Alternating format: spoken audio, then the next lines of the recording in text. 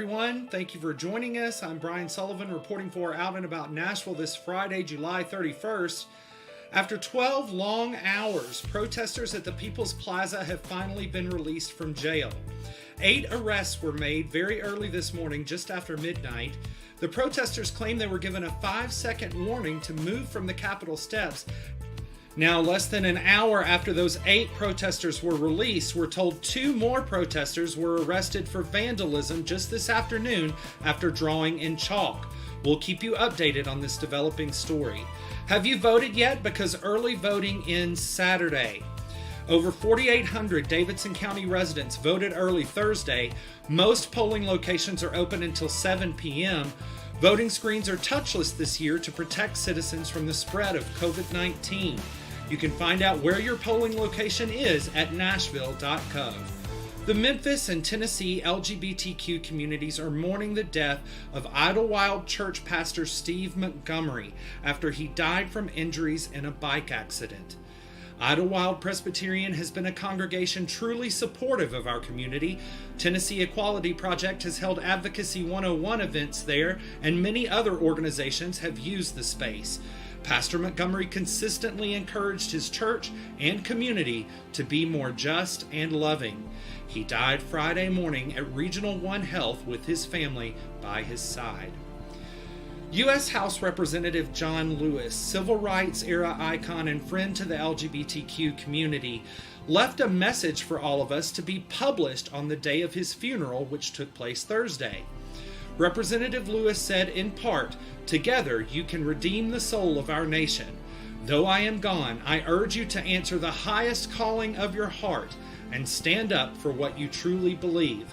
While my time here has now come to an end, I want you to know that in the last days and hours of my life, you inspired me."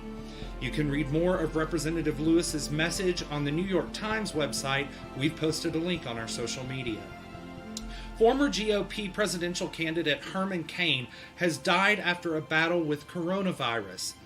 The former presidential hopeful was once considered by President Donald Trump for the Federal Reserve.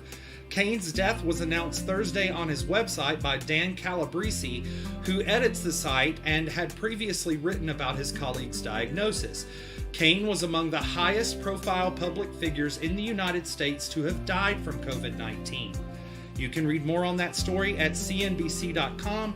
We've posted a link on our social media pages. Nashville Airport's B&A Vision just opened its 4th major concourse, and Out and About Nashville is one of only 2 local media outlets that received a tour of the $292 million project from CEO Doug Crulin. Crulin walked us through the entire $1.3 billion years-long project, including measures the airport has taken to keep visitors safe from COVID-19, measures that have already increased their annual budget by over $2 million. Along the tour, Crulin told us what it took to secure the massive amount of funding for the project. Take a look. Yes. Oh, yeah. So we, the overall B&A vision cost $1.389 billion, and we fund this. We're an airport authority, so we're required to generate our own revenue and pay our own expenses. So in order to borrow the money like that, we have to go to the lending agencies, if you will, in New York, explain to all the rating agencies how much money we need, how much we think we're going to make, and basically just like you would for a home loan. So we did that, and in December of this past year, right before the pandemic, we went and borrowed $920 million.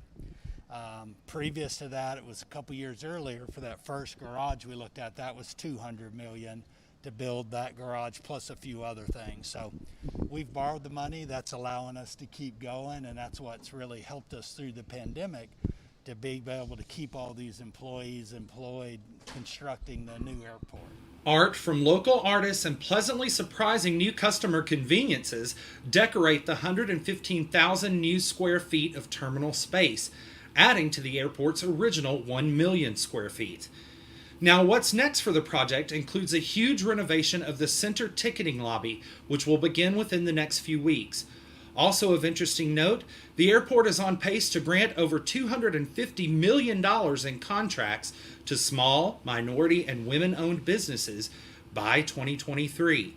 You can read more on that story on our website at outandaboutnashville.com. A new report says Nashville is the 10th fastest growing metro in the United States. Information from real estate investing platform roofstock.com finds the Nashville, Davidson, Murfreesboro, and Franklin area continues to attract new residents despite the pandemic. COVID-19 has radically changed the norms of the American workforce.